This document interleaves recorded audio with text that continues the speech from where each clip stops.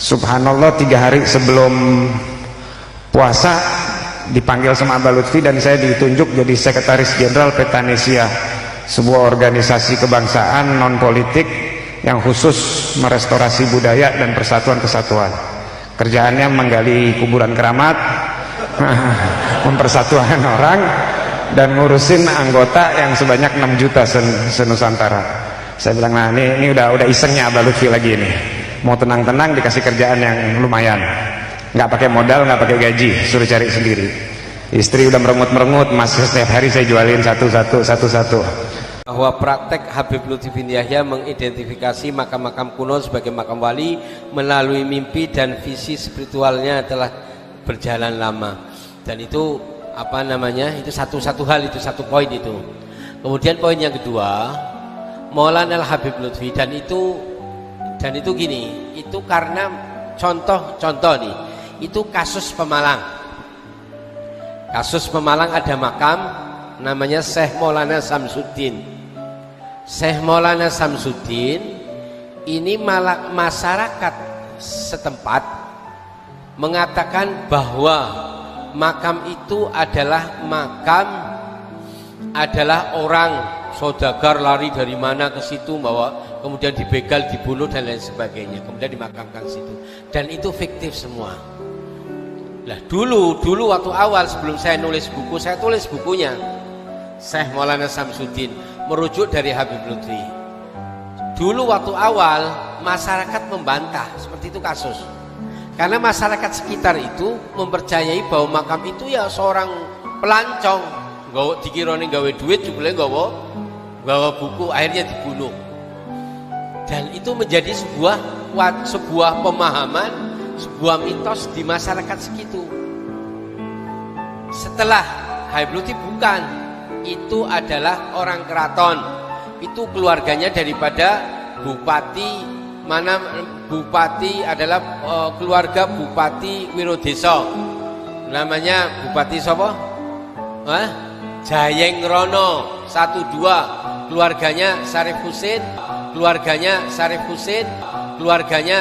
Husin, dan itu adalah keluarga daripada Raden Saleh dan lain sebagainya. Itu awal mula mereka membantah, tapi begitu Habib Lutfi itu mendapatkan data dari keraton, akhir ini malah resmi, lengkap datanya, baru mereka taslim.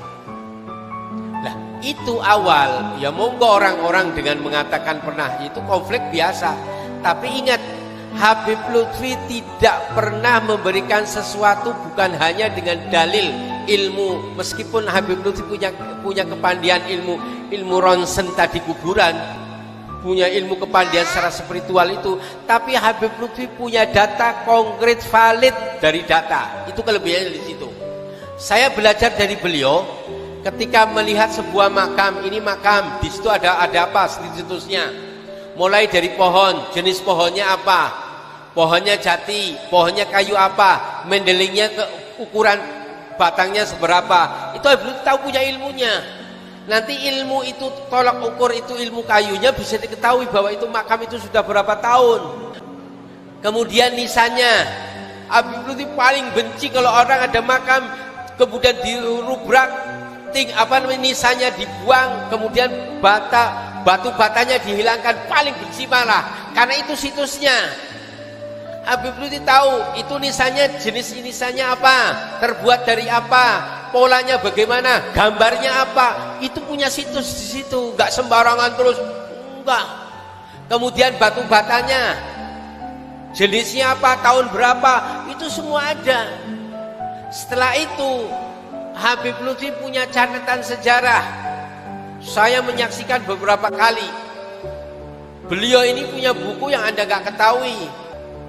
Buku-buku keraton, baik di keraton baik itu keraton di Cirebon.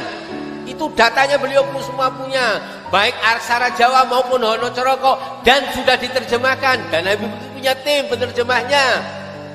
Kemudian jadi Yogyakarta, dia punya, bahkan ini harus dicamkan, di Leiden pun beliau punya gambarnya.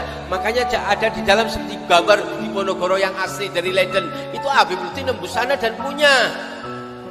Beliau juga punya data dari apa namanya fotonya Habib Hussein luar Batang yang dari Leiden punya, dari Habib punya data, berarti bukan punya omong kosong. Secara batin spiritual beliau kuat, secara keilmuan Mbak. Lah adapun konflik ya silakan konflik, yang penting perlu dibuktikan secara keilmuan.